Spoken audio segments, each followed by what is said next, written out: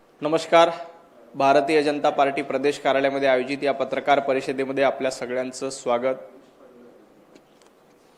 अजितदादांच्या अपघात प्रकरणामध्ये FIR दाखल का होत नाही अशा पद्धतीचा सवाल जनाब संजय राऊत यांच्याकडनं विचारला जातोय.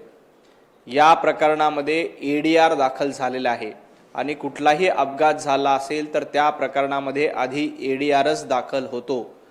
मला जनाब संजय राऊत यांना विचारायचं आहे, जेव्हा महाराष्ट्रामध्ये सुशांत सिंह यांची संशयास्पद आत्महत्या झाली होती, दिशा सॅलियनचा मृत्यू संशयास्पद झाला होता, या प्रकरणात देखील तत्कालीन महाविकास आघाडी सरकारनं FIR दाखल केला नव्हता, ADRच दाखल केला होता.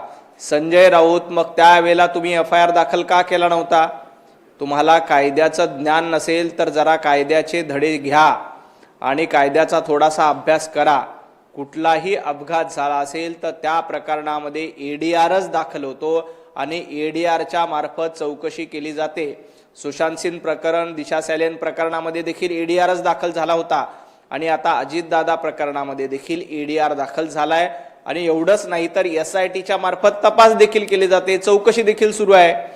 त्यामुळं अशा पद्धतीचं दुटप्पी धोरण ठेवणं हे बंद करा.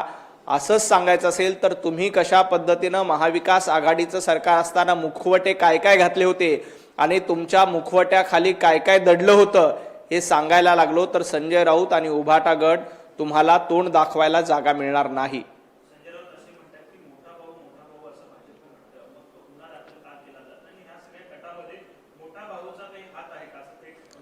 भारतीय जनता पार्टी महाराष्ट्रामध्ये मोठा भाऊ आहे आणि अजितदादांच्या अपघात प्रकरणामध्ये संपूर्ण चौकशी करण्याचं काम SITच्या मार्फत केलं जातंय. संजय राऊत, तुमच्याकडे काही पुरावे असतील तर ते पुरावे तपास यंत्रणांकडे द्या. विनाकारण भारतीय जनता पार्टीचा कशामध्ये हात आहे का हे संशयाचं वारं निर्माण करण्याचा प्रयत्न करू नका. त्यांनी काहीही फायदा होणार नाही. अजितदादांच्या निधनामुळं महाराष्ट्राचं नुकसान झाले. स्वतः शरद पवार साहेबांनी देखील सांगितलं की हा अपघात आहे. शरद पवार साहेबांनी पत्रकार परिषद घेऊन त्या संदर्भात बाईट देखील दिला, प्रतिक्रिया देखील दिली. आता संजय राऊत शरद पवार साहेबांपेक्षा मोठे झालेत का हा संशोधनाचा विषय आहे, कारण सगळ्या विषयामध्ये आपल्यालाच कळतं असा दावा संजय राऊत सातत्यानं करतायत. त्यामुळं कदाचित पवार साहेबांपेक्षा जास्त ज्ञान अजितदादांच्या अपघात प्रकरणामध्ये संजय राऊतांना असेल. त्यामुळे अशी बेताल वक्तव्य संजय राऊतांकडनं करतात. भारतीय जनता पार्टी आणि या अपघाताचा काहीही संबंध नाही. उलट सरकारकडनं या संपूर्ण प्रकरणाची चौकशी सुरू आहे आणि येणाऱ्या काळामध्ये यामध्ये दूध का दूध आणि पाणी का पाणी होऊन जाईल.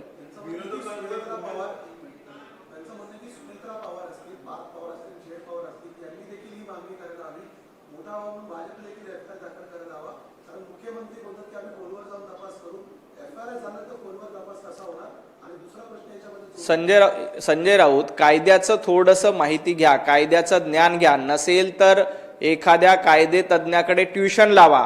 अपघात प्रकरणामध्ये ADRच दाखल होतो. सुशांत सिंह राजपूत आणि दिशा सॅलियन प्रकरणामध्ये मग तत्कालीन महाविकास आघाडी सरकारने FIR दाखल का केला नव्हता याचं उत्तर आधी संजय राऊतांनी दिलं पाहिजे. त्यावेळेला तुम्ही ADR दाखल केला होता आणि आता सांगता FIR दाखल करा. मुळामध्ये कुठलाही संशयास्पद मृत्यू किंवा अपघात झाल्यानंतर आधी ADR दाखल होतो. ADR अंतर्गत चौकशी होते आणि मुख्यमंत्री देवेंद्रजी फडणवीस यांनी तर या प्रकरणामध्ये SIT स्थापन करायला सांगितलं. SITची चौकशी सुरू आहे. आणि राहिला प्रश्न पवार कुटुंबियांनी काय निर्णय घ्यायचा, हा पूर्ण अधिकार पवार कुटुंबियाला आहे. तुम्हाला त्याच्यामध्ये नाक खुपसण्याचं संजय राऊत काही गरज नाही. पार्थ पवार असतील किंवा पवार कुटुंबातील बाकी सदस्य असतील, सुनेत्राताई पवार असतील, यांना देखील अजितदादांच्या अपघाती मृत्यूची काळजी आहे. त्यामुळे तुम्ही या प्रकरणामध्ये पुतना मावशीचं प्रेम आणून विनाकारण नाक खुपसण्याचा प्रयत्न करू नका.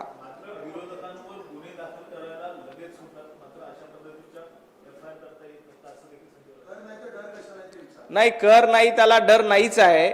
या प्रकरणामध्ये SITच्या मार्फत चौकशी सुरू आहे.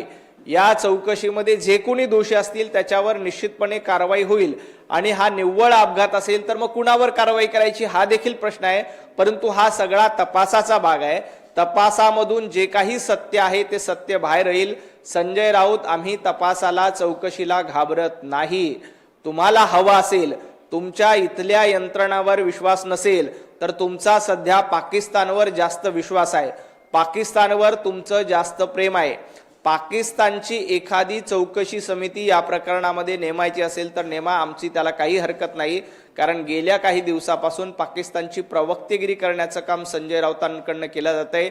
इथल्या देशातल्या न्यायव्यवस्थेवर विश्वास ठेवायचा नाही, निवडणूक आयोगावर विश्वास ठेवायचा नाही, EDR दाखल झाला असेल तर त्यावर विश्वास ठेवायचा नाही, पोलिसांवर विश्वास ठेवायचा नाही.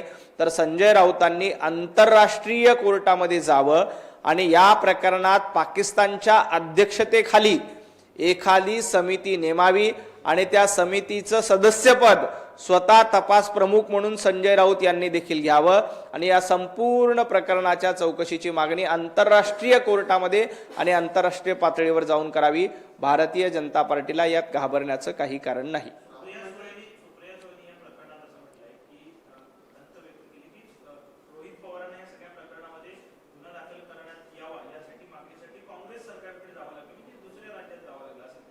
नाही, मग सुशांत सिंग प्रकरण आणि दिशा सैलेन प्रकरणामध्ये बिहारमध्ये 0 FIR दाखल होता. हे संजय राऊतांना आठवतं का? सुप्रियाताई सुळे यांना आठवतं का? सुप्रियाताई, तुम्ही महाविकास आघाडीमध्ये सरकारमध्ये होतात त्यावेळेला सुशांत सिंग प्रकरणामध्ये आणि दिशा सैलेन प्रकरणामध्ये FIR दाखल करून का घेतला नाही? आणि त्यावेळेला FIR बिहारमध्ये, तो देखील 0 FIR बिहारमध्ये देखील झाला होता. कारण कुठलाही अपघात किंवा संशयास्पद मृत्यू झाला असेल अपघाती तर त्या प्रकरणामध्ये EDRच दाखल होतो.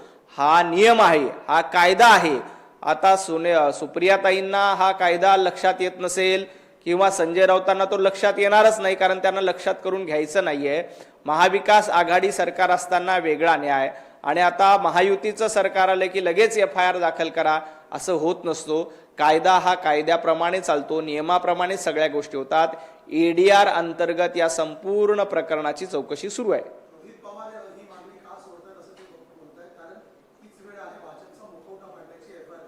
नाही, भारतीय जनता पार्टीचा मुखवटा काय आहे हा जनतेला माहित आहे. परंतु संजय राऊत, तुमचा आणि महाविकास आघाडीचा मुखवटा फाडण्याचं काम हे विधानसभेच्या निवडणुकीला झालं, महापालिकेच्या निवडणुकीला झालं, जिल्हा परिषदेच्या निवडणुकाला देखील झालं. तुमच्या मुखवटाच्या आत काय काय दडलं होतं, कशा पद्धतीनं मुखवटा धारण करून भ्रष्टाचार केला, मुखवटा धारण करून महाराष्ट्र लुटला, मुखवटा धारण करून खिचडीमध्ये घोटाळा केला, कोविडमध्ये घोटाळा केला, हे महाराष्ट्रानं बघितलंय. त्यामुळे तुमचे मुखवटे टराटरा फाडण्याचं काम हे जनतेनं केलेलं आहे.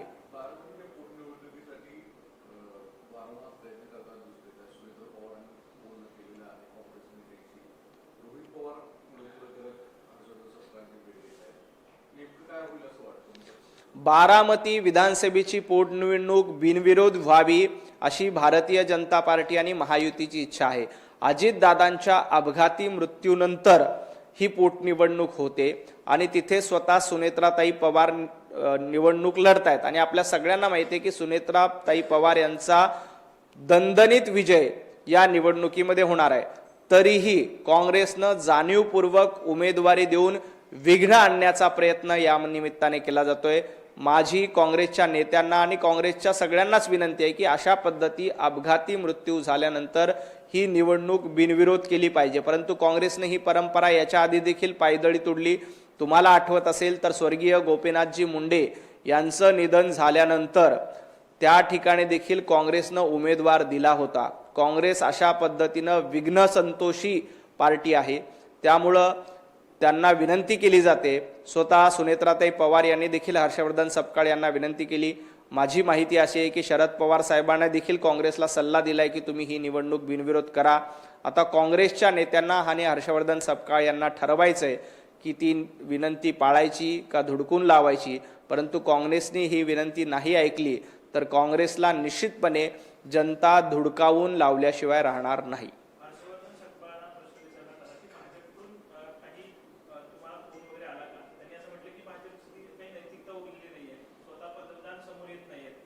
हर्षवर्धन सपकाळांनी नैतिकतेच्या गप्पा करू नये. सपकाळांना नैतिकतेचा अधिकार नाही. तुमच्या पक्षाची महाराष्ट्रामध्ये आणि देशामध्ये अवस्था काय झाली याचा विचार करा. 2G स्कॅम पासून अनेक घोटाळे ज्यांनी केले त्यांना नैतिक अधिकार नाही। स्वर्गीय गोपीनाथ मुंडेजी यांच्या निधनानंतर त्यांच्या जागी ज्यांनी उमेदवार दिला होता आणि त्या उमेदवाराचं डिपॉझिट देखील जप्त झालं होतं, अशा काँग्रेसला नैतिकतेवर बोलण्याचा अधिकार नाही। काँग्रेसनं नैतिकता कधीच गमावलेली आहे आणि त्यांना हर्षवर्धन सपकाळांना तर कुठलाही नैतिक अधिकार नाही। नैतिक अधिकार तर नाही, पण काँग्रेस पक्षामध्ये देखील हर्षवर्धन सपकाळ यांना कुणी विचारत नाही। विजय वडेट्टीवार विरुद्ध हर्षवर्धन सपकाळ, नाना पटोले विरुद्ध हर्षवर्धन सपकाळ, अशा थोरात विरुद्ध हर्षवर्धन सपकाळ असा सामना सातत्याने होत असतो। त्यामुळे हर्षवर्धन यांनी आपल्या अधिकाराचा विचार जास्त करावा, नैतिक अधिकाराच्या गप्पा मारू नयेत।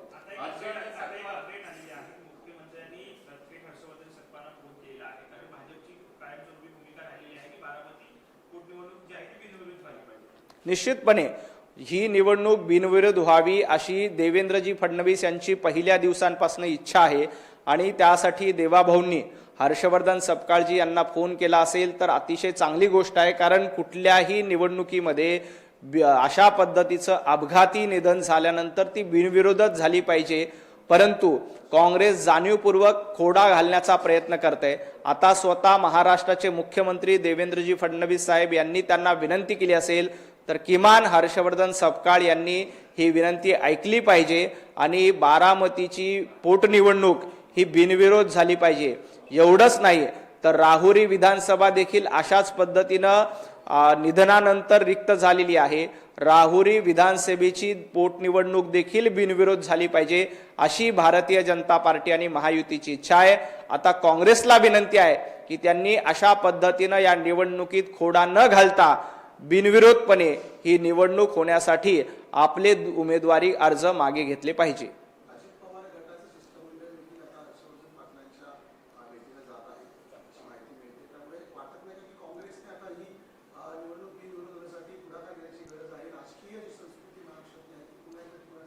नाही, ही जबाबदारी आता काँग्रेसची आहे। काँग्रेसनं जाणीवपूर्वक खोडा घालण्याचा प्रयत्न केलाय।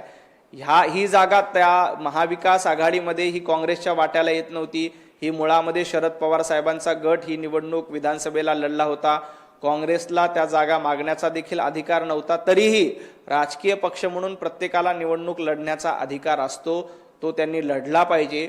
परंतु अजितदादा हे काँग्रेस सोबत देखील होते आणि अजितदादांचं नेतृत्व हे महाराष्ट्राला माहित आहे।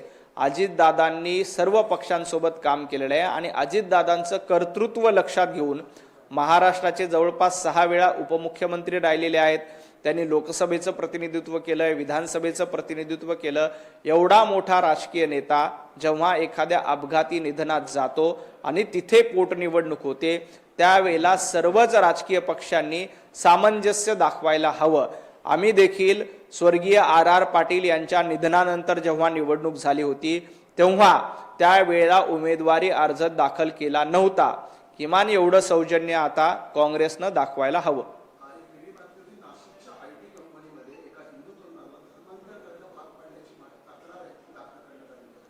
अशा पद्धतीनं गेल्या काही दिवसापासून लव्ह जिहाद, लँड जिहाद, वोट जिहाद असे प्रकार खूप वाढलेत। नाशिक मधलं हे प्रकरण अतिशय गंभीर आहे। या प्रकरणामध्ये तातडीनं तपास करून जे कोणी दोषी असतील त्यांच्यावर कारवाई केली पाहिजे। आणखी निवडणूक आयोगाबद्दल संजय राऊत यांनी सातत्यानं शंका उपस्थित करतात। ते आज पत्रकार परिषदेमध्ये बोलताना असं म्हणाले की निवडणूक आयोगाच्या कार्यालयावर भारतीय जनता पार्टीचा झेंडा फडकवला पाहिजे। संजय राऊत, जेव्हा महाराष्ट्रामध्ये लोकसभेच्या निवडणुकीला 48 पैकी 30 जागा महाविकास आघाडीला निवडून आल्या, जिंकता आल्या, त्यावेळेला निवडणूक आयोगाच्या कार्यालयावर महाविकास आघाडीचा झेंडा लावायला पाहिजे होता का? तेव्हा निवडणूक आयोगाच्या कार्यालयावर उभाटा गटाचा झेंडा लावायला पाहिजे होता का? जेव्हा तुम्ही जिंकता तेव्हा निवडणूक आयोग योग्य आणि भारतीय जनता पार्टी जिंकते, महायुती जिंकते, तेव्हा मात्र तुम्हाला निवडणूक आयोगाबद्दल शंका उपस्थित करता। ज्या पद्धतीनं निवडणूक आयोगाबद्दल अपशब्द संजय राऊत यांनी वापरले, हे अपशब्द महाराष्ट्रातील जनता बघते। तुम्ही जोडे मारा अशी भाषा करताय, संजय राऊत, महाराष्ट्रातल्या जनतेनं तुम्हाला विधानसभेच्या निवडणुकीत जोडे मारले, महापालिकेच्या निवडणुकीत जोडे मारले, जिल्हा परिषदेच्या निवडणुकीत जोडे मारले आणि अशीच भाषा तुम्ही निवडणूक आयोगाबद्दल वापरणार असाल तर येणाऱ्या काळात देखील तुम्हाला जनता जोडे मारल्याशिवाय राहणार नाही.